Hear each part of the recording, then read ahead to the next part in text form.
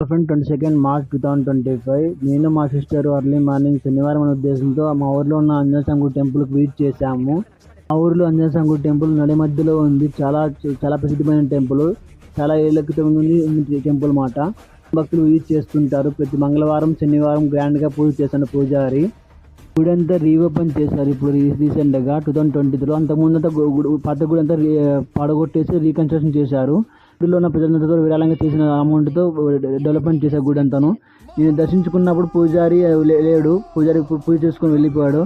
ఆంజనేయ స్వామి గర్భగుడికి సంబంధించిన drill close చేసుకొని వెళ్ళిపోయాడు పూజారి. నేను ఆ ఉద్దేశంతో వినాయకునికి సుబ్రహ్మణ్య స్వామికి నమస్కరించుకొని తర్వాత బయట నుండి ఆంజనేయ స్వామికి నమస్కరించుకున్నాను.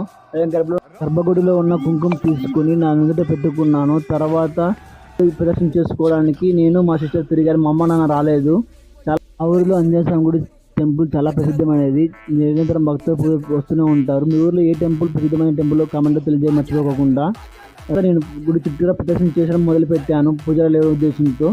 మా ఊరు గుడిలో ఉన్న ఆంజనేయ స్వామి టెంపుల్లో రకరకాల రూపాల్లో ఉన్న ఆంజనేయ స్వామి మనకు దర్శనమిస్తాడు. చూడండి, ఈ విధంగా సంవత్సరం హనుమాన్ జయంతికి మా ఊర్లో అన్నదానం కార్యక్రమం కూడా ఉంటుంది. మీ ఊర్లో ఉంటుందో లేదో కామెంట్ తెలియజేయ మర్చిపోకుండా.